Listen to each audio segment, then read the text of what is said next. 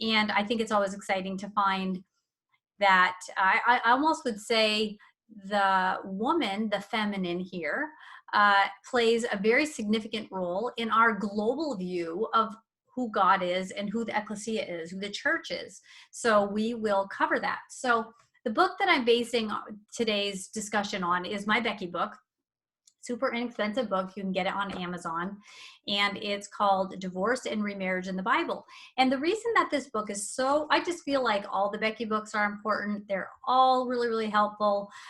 This book in particular, I think is a great book because it's really helpful for people to understand that there's been a mistranslation that has happened in Matthew. And I think it's Matthew 5:32. I know this, but I always have to double check because I'm on air and it's going to be recorded. So there's a mistranslated word in Matthew, and it has impacted the way divorce and remarriage has been viewed and taught, to the detriment of society and to people's views of God and women, to the way women view themselves, to the way men view women. We've had religious systems have, created doctrines around this, and it's a really important topic.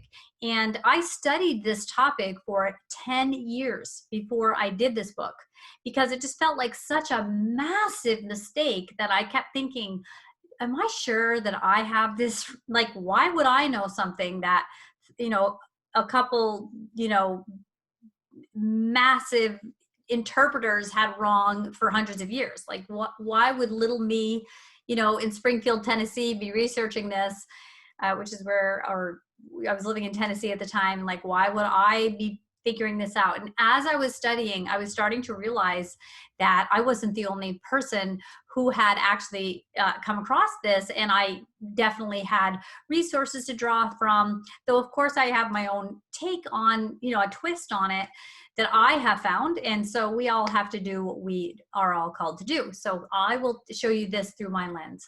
So what I want to talk about is the idea that is promoted through many religious systems, well-meaning religious systems, that if a woman gets divorced, unless her husband dies, she can't remarry, or it's considered adultery, and that first marriage will never be dissolved without death. And then some people will say, well, if the husband had committed adultery, then the woman is free and she can get remarried. Some know she can never get remarried. And I can see, based on the mistranslation, where that erroneous view emerges, and yet the truth must prevail. So here's what we'll do. We'll do the truth. So let's get into it. Now, to start this discussion, first what I want to do is I want to let you know, in the book, if you order the book, in the back, I actually show the Greek. So you can go in and see for yourself that, I'm not just taking this stuff out of thin air and giving you my opinion. We're irrefutably presenting this information in a scholarly manner, and you can just go right in and look at it for yourself. And I always encourage people, do your own research. It's very freeing, it's very exciting, and it's always fun to keep learning how free and how precious we are to the Father over and over. So let's start, first of all, by talking about a marriage contract. A lot of people, reading the Bible is a big deal. It's a big deal when you don't know a lot of actual underlying biblical principles. One of those are about contracts and covenants. So everybody has their own interpretation of what a contract or a covenant is, but it doesn't matter what our view of it is. How was it presented in the Bible? What were the conditions and terms, and what were the types of covenants in the Bible? So in the Bible, where people would view a marital covenant as an unconditional covenant, or we would say a faultless covenant, that's not true. And it reflects a lack of understanding, though well-intentioned, I'm sure. It reflects a lack of understanding to even start our study. So we have to start with the foundation of what is a marriage contract. How do we discuss the legitimacy of its dissolution if we don't understand how it's made in the first place? So, and I'm going to cover this boy, my lip gloss. See, I have a hair in my lip gloss. So forgive me with me looking like this. I'm glad this isn't a drinking game. Every time I touch my hair, it's like a habit I have. Okay, but let's get into what a marital contract is. So, like I mentioned, there's two types of contracts in the Bible. There's a conditional and there's an unconditional. And in life, I mean, you know what I'm saying. Like in life, there are, another word for that is a fault covenant or a faultless covenant, or even another term that can be used is a blame covenant or a blameless covenant. Now, if that's interesting, and we're going to get deeper into this, I'm going to share screens and show you things. But I want you to understand that this is a vital component to understanding marriage. Marriage is a tool for us to use to be kingdom builders. It's not a state of mind. It is not a state of salvation. It is an actual, the tool is my best word. It's an actual method of a union used to strengthen us, encourage us, put us together so that we can create children and families, and we can walk into our destinies where we can come together. And it's beautiful. It's wonderful. And when it functions in its intended design, this is wonderful. When we are teaching that this is an unconditional contract, you know what's going to happen? Marriage is going to become an idol that we serve. It's going to prevent us from being kingdom builders. We will be so focused on that error. So when we make our vows, now a ketubah, which means written thing, is where we write down and we come to agreement on the terms of the marriage, right? That's why you take vows and make promises. It's not just I promise to be with you forever, even though that's what we do. I'm in the United States of America, and that's generally how a lot of marriages those oaths are taken. But the way marriage was originally biblically executed was having a ketubah. There was a contract where we would come into agreement as to the terms of the marriage, right? Having children, not having children. I'm using more modern terms, but would the mom work? Would the dad work? Where would they live? I mean, these are things where you are getting premarital counseling now, and you're deciding, like, do you have the same lifestyle? Do you have the same goals? These are really important parts of marriage. Marriage isn't, like I said, it shouldn't just be this constant battlefield. And as a marriage therapist, I mean, that's my job, is to help people to navigate through these things. And a lot of times we find amazing recovery, but let's not enter into unions that are going to just be horrifically challenging. So understanding a fault covenant versus a faultless covenant. So let's look at that. So an unconditional covenant, or actually, let's start with a conditional covenant. So a conditional contract is like, you do this, and if you do this, you do this. So like, that would be like, say you wanted somebody to build you a front porch on your house. You would make a contract with the builder, with this contractor. You would say, you know, you build this porch and I will pay you $1,000. And they build the porch and you pay them $1,000. Okay.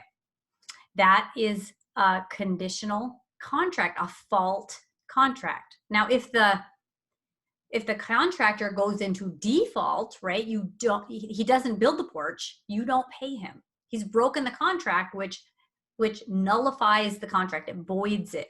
It's vacated the terms. It's actually made it a void contract. So, and of course, if he builds a porch and you don't follow through and pay, he can sue for breach of contract, because that was not a faultless contract. Now, a faultless contract, I'm going to share a screen because I think it's nice to see other things here. Let me show you a faultless contract. Okay, I'm going to try to share. Actually, I'm just going to, let me see. I don't know where it's going to share my screen. And I'm not going to do it. Okay, so it doesn't matter if I can share a screen because it's not pivotal to this teaching here. Though I do have to go back here. Okay. But let's go to Genesis 9:12 through 13. This is the sign of the covenant which I am making between me and you and with every living creature that is with you for all my successive generations. I set my bow in the cloud, and it shall be for you a sign of the covenant between me and the earth. Okay. Now, the terms of that contract are basically, I'm going to put my bow here, and no matter what, this covenant where I'm not going to destroy the earth again by water stands. That doesn't mean that humans on earth do anything for that contract to be fulfilled. That contract was made on the character of God himself. And so there are no terms. The only term is he said it and you heard it. That's a faultless contract. It means that there is no fault. It's a promise, which is a contract. So when you tell someone, I'm going to come to your house at 5 o'clock and babysit your children, you're making a contract. It didn't mean the other people are just there. They heard you do it. That's a contract. So you might not think that's a contract, but think about it. When you make a promise, you're making a contract. It's just your word, and you've set forth no terms except for yourself. And what a beautiful God we serve, that he gives us these faultless contracts, and they're all mercy based, because he is the giver and we are the recipients of his benevolence. So, and he made us and loves us, right? So here's another one. You know, the covenant of the pieces, which would be, I think that's Genesis 15:17. And it come to pass that when the sun went down and it was dark, behold, a smoking furnace and a burning lamp that passed between the pieces, right? And that was the land. That would be, you know, all the seed of Abraham, right? Abraham was sound asleep. And the Father, based on his character, his integrity, his promise, made this covenant. This is a covenant, the covenant of the pieces. So that's a faultless covenant. Now, this is where people can really get confused, where I just want to kind of sidestep. It's in the topic here, but let's just get my Bible here real quick. And I want to go to Hebrews. I actually have the page marked. And I want to read this really quickly to you. If you read in Psalm 19:7, you will see it says, your law is perfect. The Torah, the law is perfect, right? That's what it says. And let's read Hebrews 8, and let's go to verse 7. And it says, for if that first covenant had been faultless, there would have been no occasion to seek a second. Okay, so some people say, oh, that's why the law is no longer relevant and why we're in a dispensation without law, because that first covenant had mistakes. It wasn't as good. It wasn't perfect. Well, we've already read it's perfect. And why would God give the people, his people that he loves, an imperfect covenant? He wouldn't do it. It would be exactly what he wanted it to be, and it would be perfect. But let's read on, because it's going to really explain about the fault and the faultless. So here's what it says. It says, for if the first covenant had been faultless, there would have been no occasion for a second. For finding fault with them, he says. So he didn't find fault with his own covenant. He found fault with the people because they broke it. It says, behold, the days are coming. So that means not now. That means in the future, when I will effect a new covenant, right? So this would be in the world to come, with the house of Israel, with the house of Judah. Those are the people of this new covenant. And it won't be like the covenant which I made with their fathers, right? Because this is not in this temporal realm. This is in an eternal realm. This is where this faultless covenant, you know, if the first covenant had been faultless, like the Genesis covenant, if the terms had just been like, I will never destroy the earth with water. If there were no terms where Israel had taken vows at Mount Sinai to like a marriage, right? If that had not happened, that would be a faultless covenant. If he just said, you are now, you know, my people, you are now my wife, right? This, let's just say from the perspective of marriage, you will be my wife. No terms. Well, we can see that this word faultless wasn't about the quality of the covenant. It was about the structure of which type of covenant it was. It said if it had been one of those Genesis covenants, we would not be in this situation. But I gave a covenant with terms, and the terms were broken. I found fault with them. They broke it. So now we need another one because they broke it. And what he's saying is, and I don't abandon you. I'm willing to do another one. And in fact, I'll send my own life for yours, right? So there's your attachment. Okay, let's read a little bit more. It says, behold, the days are coming, right, when I will effect a new covenant with the house of Israel and house of Judah, not like the covenant which I made with their fathers on the day when I took them by the hand to lead them out of the land of Egypt, for they did not continue in my covenant. See, they broke it. For they and I did not care for them. Actually, the word there is actually he was a husband to them. That's another topic for another time. For this is the covenant that I will make with the house of Israel. After those days, I will put my laws into their minds. I will write them on their hearts. I will be their God. They will be my people.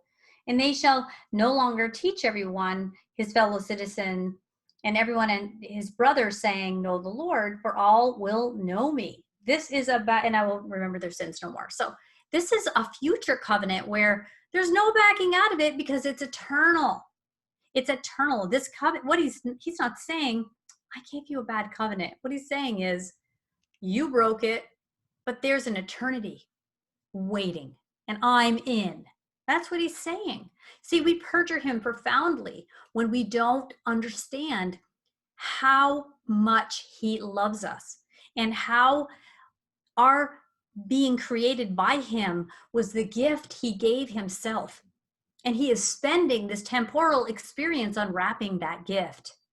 And he will enjoy it for eternity because you are the gift he made for himself. That's why it's as important to love yourself as your neighbor, because you are precious and you are wonderfully made. So let's look here at what happens to women when they think that they are never allowed to get remarried. So I mentioned, let's talk about, for better, for worse, the oaths that we make in our marriages where we are very uninformed and, not our fault, but we need to get better. When we say, I do for better, for worse, what that is supposed to mean isn't, no matter how terribly you treat me and beat me and do drugs and sell drugs and hurt our kids, as long as you didn't have an affair, we're going to be together. For better or for worse meant if a hurricane came and, destroyed our property, but the next street over didn't get damaged, I'm going to hop on over that guy. That's not what that means. That's what that is supposed to mean, actually. For better, for worse. Not how much worse can you treat me and I'll stay with you. It's when things happen to us, when worse happens, we're together. But when we infract and break and breach and violate the contract, it voids it. The contract can be legally dissolved, and that union is legally dissolved, and it's called a divorce. Now, what's happened is there's a mistranslation, and I want to show you the screens, but I can't figure out how to do it. So, tell you what, I'm just going to tell you, and then you'll have to buy the book. Okay, so let me show you what went wrong here. So remember that the fault covenant we're talking about is in Exodus 19, 3 and 8, which is Israel marrying the father, marrying the God of Abraham, Isaac, and Jacob, and honoring and promising to honor, respect, and walk in his authority. And Hashem, for his part, promised honor, kingdom, protection, and the birthright. So that's Genesis 12, 1 through 3. But Israel, as you'll read in Jeremiah 3:8 and Hosea 2:2, that they desecrated the contract. They were unwilling to submit to the vows. And so her husband divorced in writing and sent her out of his house. So we're going to talk about that too. And then, of course, we have the northern kingdom splitting from the house of Judah. And the northern kingdom continuously engaged in these rituals which demonstrated intimacy, like marriage, like intimacy, if you know what I mean. And they used they did things like with trees and blood and self-mutilation and sexual acts and all that. And so they basically gave themselves over to another god, like a remarriage, right? Like getting intimate with someone else, and a foreign god there. So the question about divorce itself being a sin is not true in most cases, because God himself initiates a divorce, right? And they were unfaithful, for sure. But the divorce isn't always the sin. Often it's the solution to the sin. And the sin was the hardness of hearts, which is why divorce was allowed to begin with. And did you hear the word there? It was allowed. The reason it was allowed was because men's hearts were hard, and nobody should be penalized for the hardness of somebody else's heart with the rest of their life being in an abusive marriage. So if people aren't willing to have soft hearts and to grow and change, no one's perfect in their marriage, but you have to be on the journey toward, honoring, cherishing, and loving your spouse, because even with an honoring, loving, and cherishing spouse, life is really hard. And without that, and you're living in a horrible marriage, it almost can feel unbearable. So Israel broke this covenant. Adonai divorced them, and that divorce is legal and binding. Okay. So if you're refusing to participate constructively in your marriage, you have broken the marriage contract. And it's just something to note. Okay, but here's where we get into some trouble, because what we have to do is first, let's just read Hashem's law in Deuteronomy 24, 1-4, and this is marital law. So this is the law that is set down. This is written, right? This is a written thing. When a man has taken a wife and married her, and it comes to pass that she finds no favor in his eyes, because he's found some uncleanness in her, then let him write her a bill of divorcement, give it in her hand, and send her out of his house. Very wordy of all of the different steps. Did you get that? And when she is departed out of his house, she may go and be another man's wife. And if the latter husband rejects her and writes her a bill of divorcement and gives it in her hand and sends her out of his house. See, again, you get all that wordiness, these definite steps. Or if that latter husband would die, who had taken her to be his wife, her former husband, which sent her away, may not take her again to be his wife. After that, she is defiled. And that is an abomination before Adonai. And thou shalt not cause the land to sin, which Yahweh, your mighty one, gives thee for an inheritance. So many things to unpack there. Women get really, really angry. Why do only men get to initiate a divorce? How come she can't get remarried, but it looks like he can? So all these restrictions on the women, like, why is this happening? We're going to cover that. Don't worry. I even set a timer. Actually, I didn't even start it. There we go. Let me see what time it is so I don't go over, because I could. Okay. Oh gosh, we're halfway through. Okay. So let's go in. Let's just continue on here. Now, there are some times where divorce is dissolvable, and get the book and you can read that. And they're all pro-women. They're all to prevent the abuse and manipulation and taking advantage of women. So get the book and read that, because when it's necessary, divorce is the legal option. Now, it talks about the writ of divorce, right? The writing, the thing in writing that he puts in her hand, and then he sends her away out of his house. So it's very important that you have a writ. Now, at that time, the Code of Hammurabi, which is the first law code and was really understood by the audience of the way marriages went, the difference in Hashem, and the reason he was very specific and wordy about this was because their divorces were verbal. You just said, I send you away, and she's gone. But adultery is a death sentence. It's a death offense. It's a capital offense. So if he just verbally sends her away and she finds somebody and he has this rage of jealousy, he could actually have her and him stoned to death. So the writ's really important to protect the woman, to protect any assets she has, and also as basically her license to remarry. Okay, very important that it's written down. And that departed from that original law of the land. And Hashem wanted to make sure that the woman was protected. Okay, so go ahead and read the book and find when divorces, there's just the limited cases that really don't even apply now, hardly at all. But they are to protect women. So let me just keep going down here. Okay.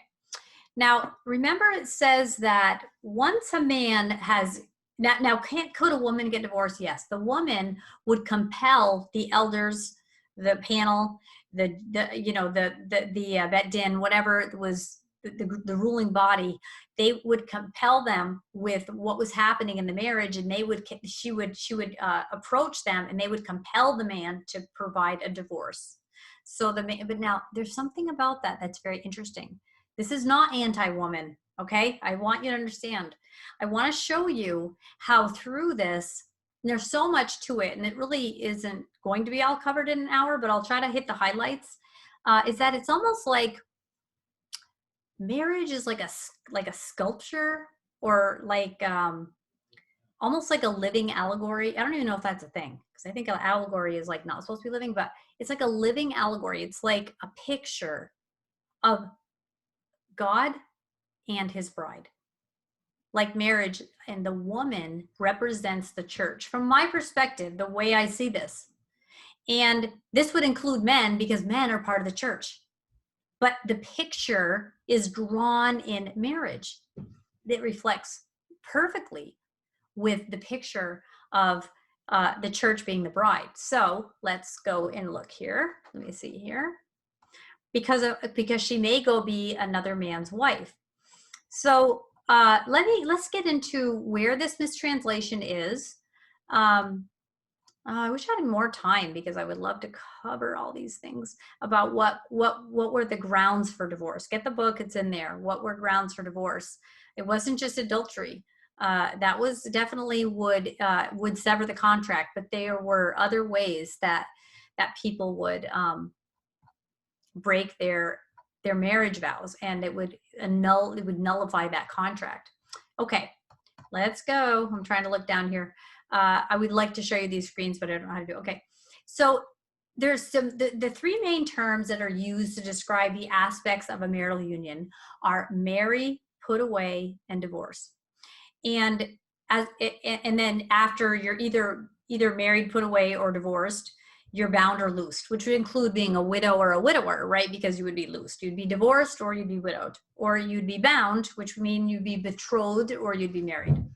Okay, not really, really hard stuff there. So we understand marry, but what married means. But here's the issue, and get the book and check it out.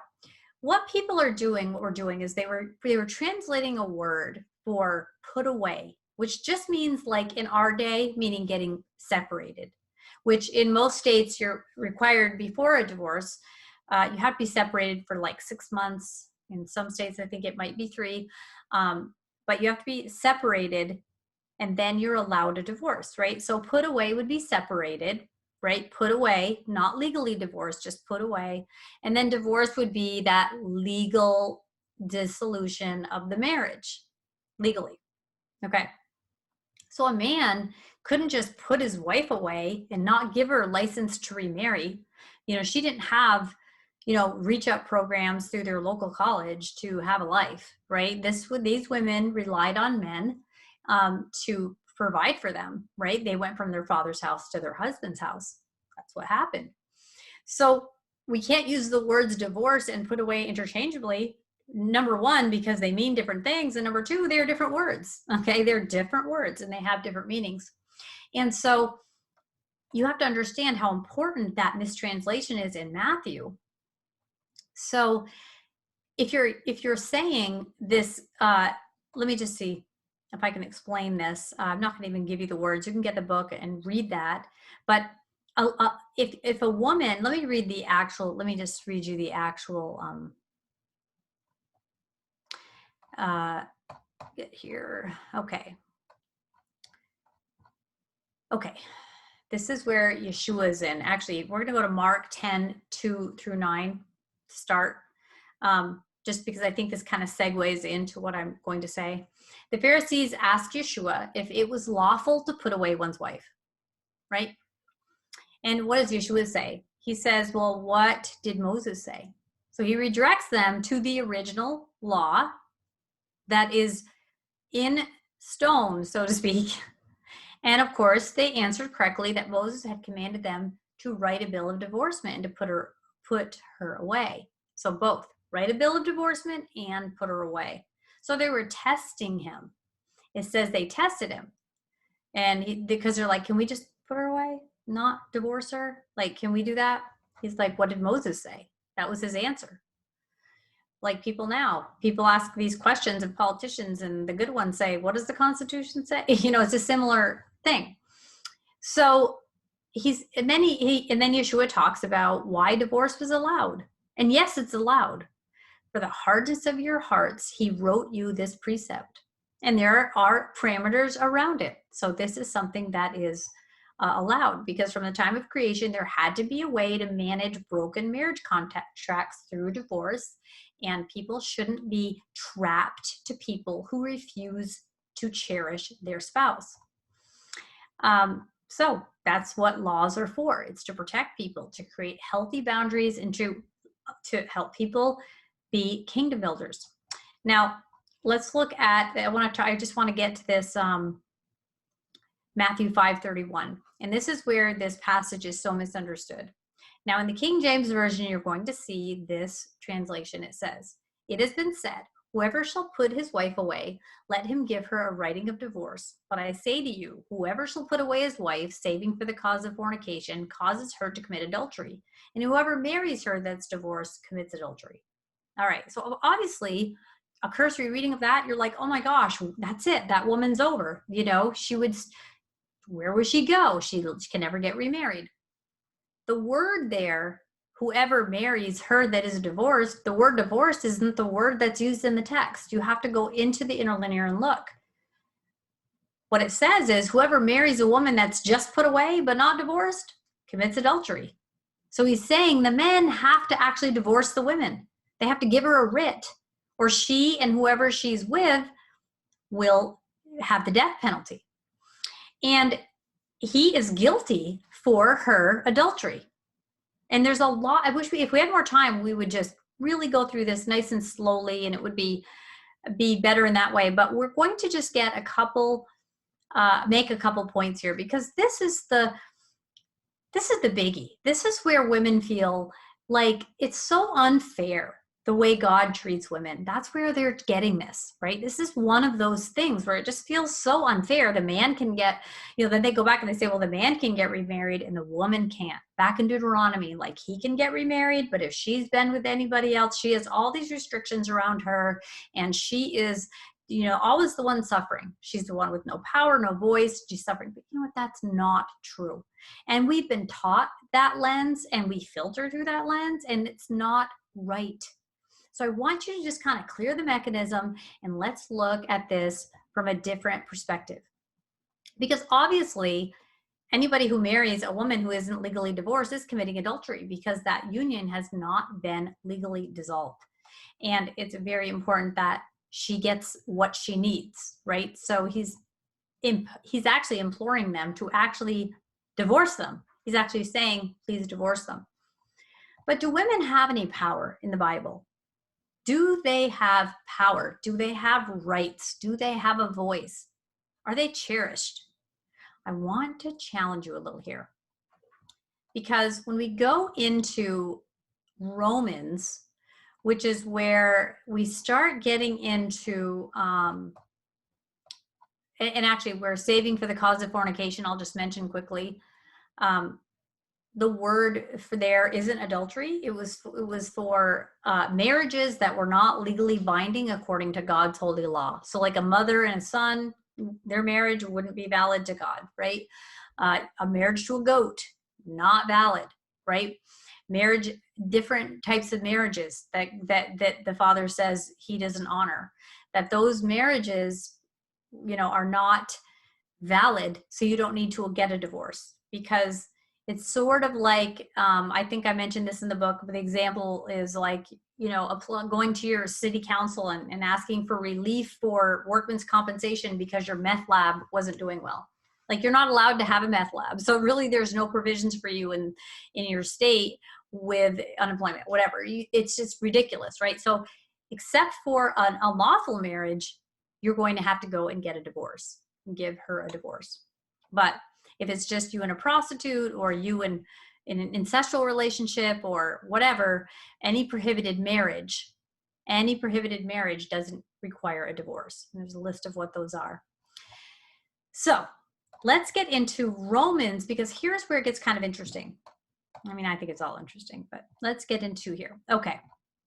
And I'm actually going through this PowerPoint, which is like so long, and with all of these Greek, see this? You can see it. Okay.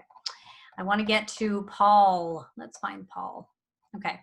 Because all of a sudden it seems like you're reading in Romans about sin. And then all of a sudden Paul just goes right into marriage. And it just seems so out of the blue. And it doesn't, you might not notice it as much because there's a chapter break right there. And I think that's funny because we added the chapter break, and it really takes the focus off how out of the blue and random Paul seems to be here. Okay, so here's the question. I'm going to get to, let's see, we get into Corinthians. You need to get the book to get that. It's kind of actually very interesting there. But here is in Romans, let me just get there. Apologize, I was going to share some slides and I actually didn't figure out the tech. Okay. Well, I feel like I'm going to get to it. Okay, here it is. Romans 7.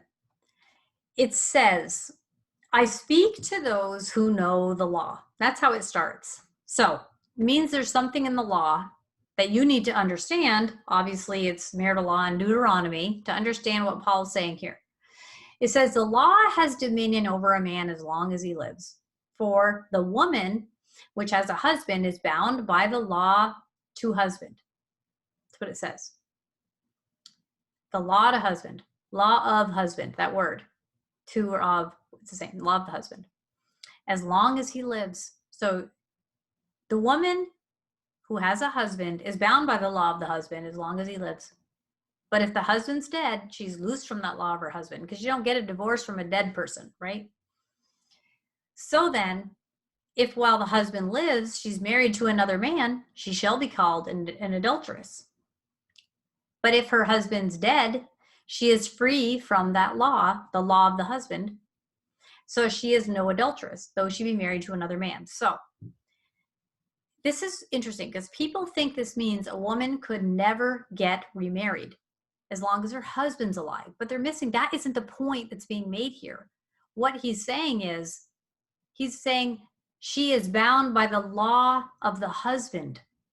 And the idea is that the law of the husband stated, when you go back into Deuteronomy, it states that she can't remarry him. Now that's interesting because people wonder, like, why would it say that if she marries somebody else, she can't go back and marry the first guy? So there's a couple things I'll suggest. I think I have a prettier reason than these ideas, but from a practical standpoint, it's very nice that we can't just hop around and give people a try. Marriage is serious, right? Take on your marriage commitment seriously. And you don't just try a guy out and then feel like, oh, that guy's got a better car or a better house, I'm going to go be with him. And then, man, his personality is not as great, I'm going to go back to this guy. You can't do that. And on the same token, the man can't just like send the woman away, I don't want you. Because if she goes and marries somebody else, he can't get her back. And so, yes, marriage is serious and you can't go hopping around partners. So that does make sense from a practical standpoint. But if you get into the law of the husband, where it talks about that when the husband, when they get divorced, right? When she gets divorced, when he says, while her husband lives, she's married to another man, she shall be called an adulteress, but if her husband's dead, she's free from the law of the husband. This is all about reuniting with the husband. This isn't about some other guy and her, and this isn't even about divorce. This is about the law of the husband, where if you get divorced, this other invisible contract comes up that says you're prohibited from ever reuniting. That's the point being made here. But if you don't understand this, like Peter said, Paul speaks in ways that can be hard. And if you're double-minded or unstable, like, don't even read Paul.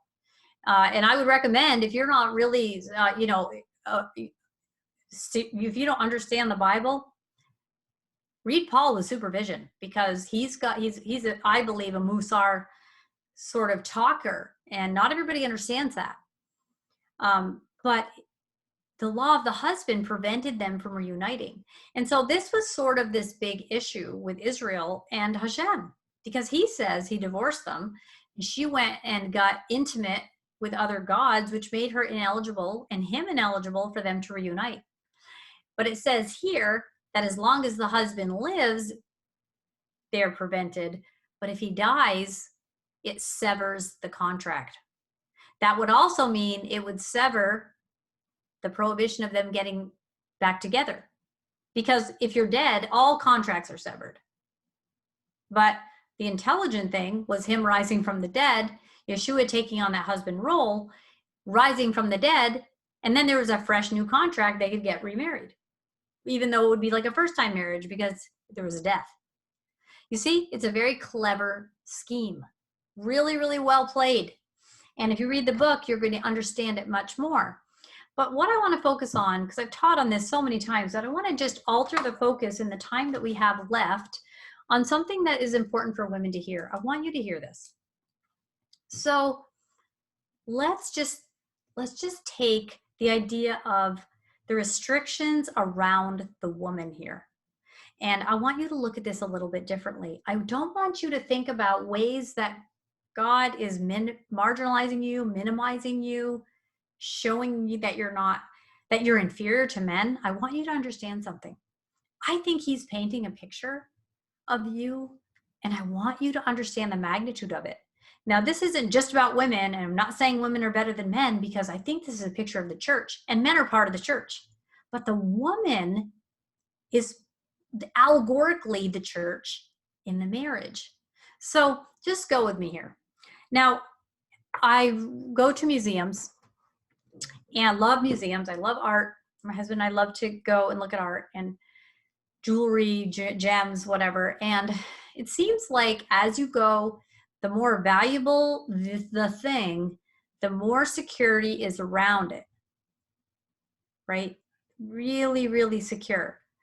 And, there's good art, and you can go, and there might be a little velvet rope, but if you want to see the things that are worth millions and millions of dollars, you're going to find, 3 feet of like heat sensing glass and all that for you, and, cameras and security guards, because you're approaching something highly valuable that has restrictions around it. So a woman representing the church is highly valuable. And the idea that she has no power to get remarried and all this stuff, that's not what it's saying. It means you cannot bounce this precious creature around, because her intimacy is so sought after and so valuable. The church is so valuable to him that, you know what? God's the God for the whole world, but he only wants us to have one God. The bride has one husband. The husband could have more than one wife. Now do you hear what I'm saying?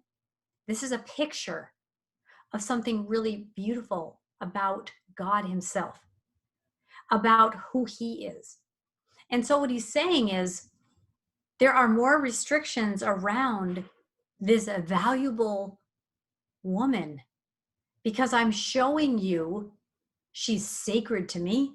She is precious to me. She is vital that she would be pure, because it pollutes the entire land. The land is for the bride. I'm not trading her around. I'm going to make her. I'm going to die for her and ransom her. And I'm going to give her that bridal week. And we're eternal. I mean, that is a beautiful picture. This isn't about a woman that doesn't have any rights. And here's the kicker of this.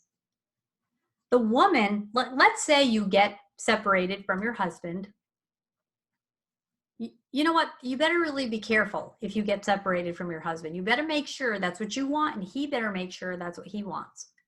He better not just be bored with you and send you away.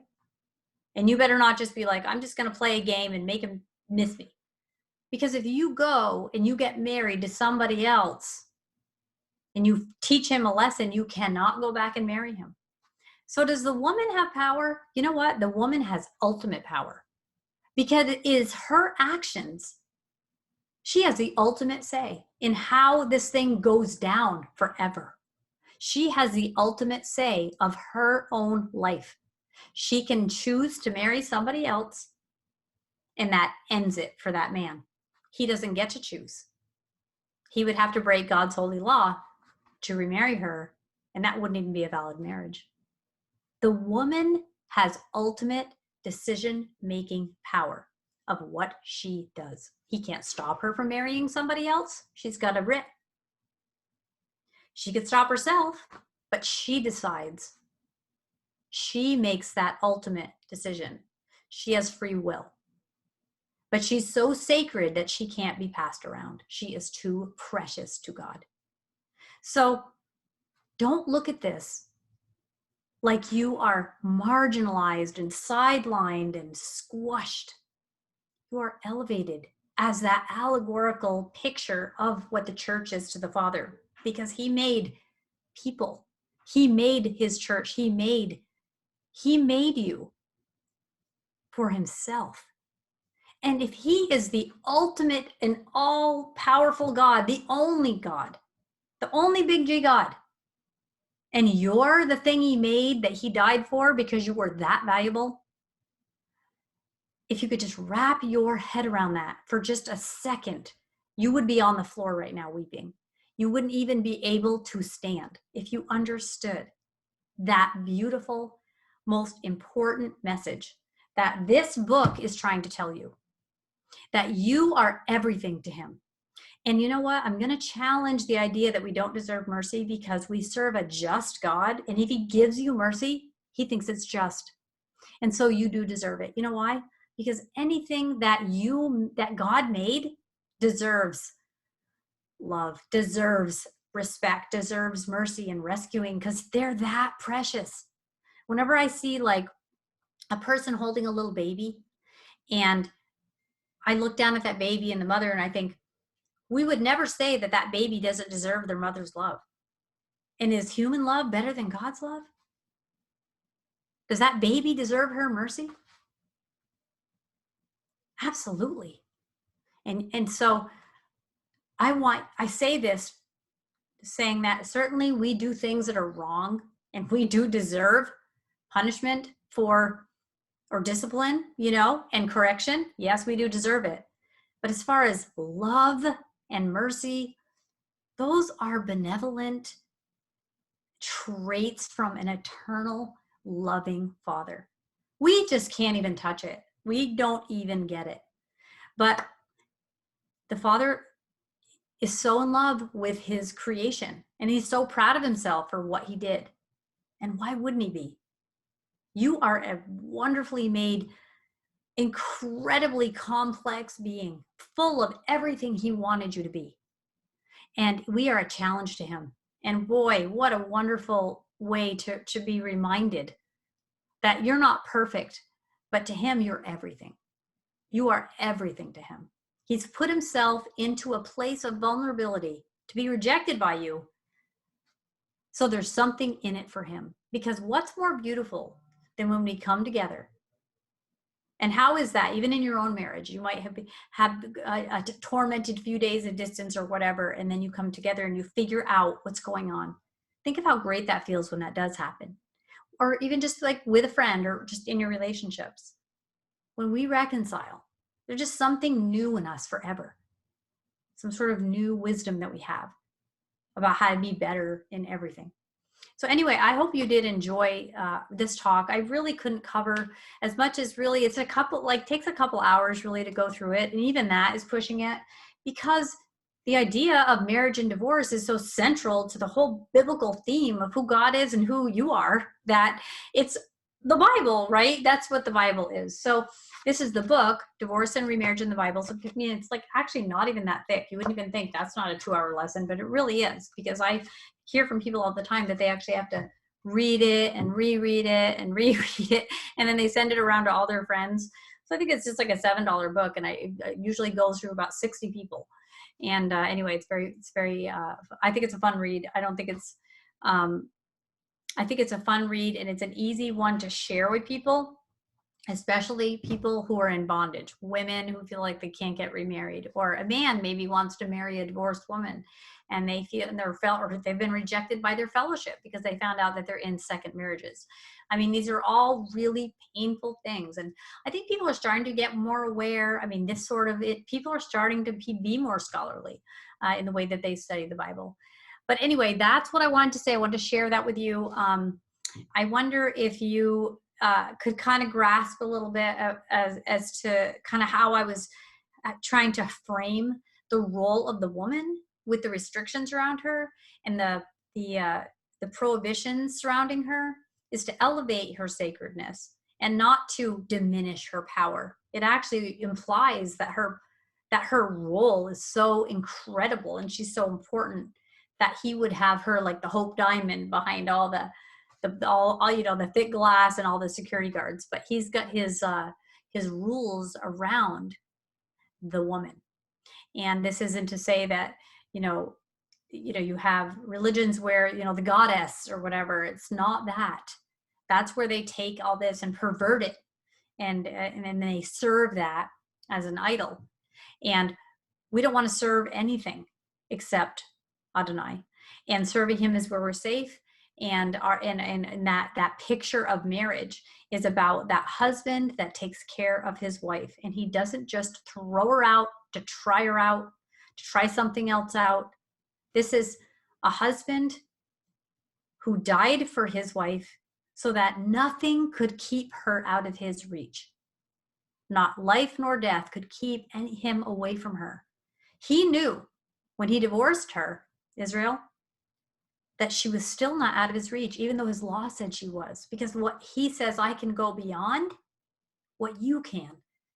I can die and rise again. And that bridegroom presents that new fresh covenant. Same terms, same law, same husband, but fresh new piece of paper for you each to sign at the wedding supper of the Lamb. And that's what we look forward to, because that's what's waiting for each and every one of us.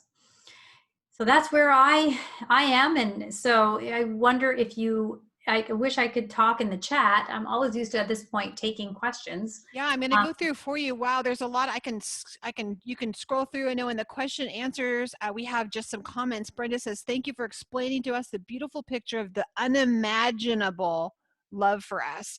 You're sending healing to each heart. He's healing fractured hearts right now. Thank you, Dr. Robin. You elevated women tonight and you hit the mark. Thank you. Thank you. Gosh, a lot of women in here are sharing the link. That's going on a lot over here. If you can see in the chat, there's a lot of sharing the link. And if you don't mind clicking on me over here and making me the host again, that way my picture comes up. It won't take you away. Make host. Yay! There you go. Look at me. Look what I can do. I know. I'm like a DJ now. Look at me. You are like tech savvy. Seriously.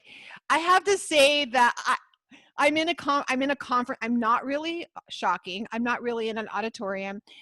I'm in a conference room at a hotel, so I can control the environment for this. I have to say there was more than 5 times that I laughed out loud. I'm by myself and I'm cracking up. So I just love you for that. That's the reason that I know initially when I started the Rooted Cafe, this was the reason. So people had real people who could talk to them in a real way, in language they could understand, who weren't so worried they might accidentally say the wrong thing. And I just am so blessed, and I love you and I love it. Thank you I feel free. You don't even realize the freedom you just gave me. So look out, everybody. But I am so blessed. Thank you for that. Anybody, any other questions? We have just a few more minutes and then we can see that Dr. Deb is in the house. Woo! So that's my DJ voice. Dr. Deb is in the, oh, no, Liking I'm it. too Yeah. white for that. Sorry. And let's see. You know what? And there's more. I know Melissa's down here saying she is so precious and not to just be tossed away to and fro like she's nothing. I really appreciate you giving us the difference between marrying, putting away, and divorced. And boy, just truly rightly dividing the word, because the translations that we've gotten, this is not bashing, but they came through, they come through the culture of what was of the day, of the King James day. What was the culture of the day? What was the tone of the day? And it came through that filter. And so what we have to do is we have to put it through the correct filter again. And you did that for us tonight. So thank you. Well, thank you. I wish I had more time because it's a big teaching, but I think sometimes it's just enough to wet your whistle and then go in and take hours and hours and read it on your own. I think that's great. And we want you back. We're going to be, this is a summit, but I You need to have, make this a habit. You've done very I well. for sure feel like that. And I know in the Rooted Cafe, I would love to have a course in there about this so people can dig in with you. But it is so refreshing. Melissa's saying it's refreshing. She can come back after the last speaker. Everybody's been in all day. All right, Dr. Robin, thank you so much. You've been such a blessing, and we can't wait to see you again. Looking forward to it. Thank you.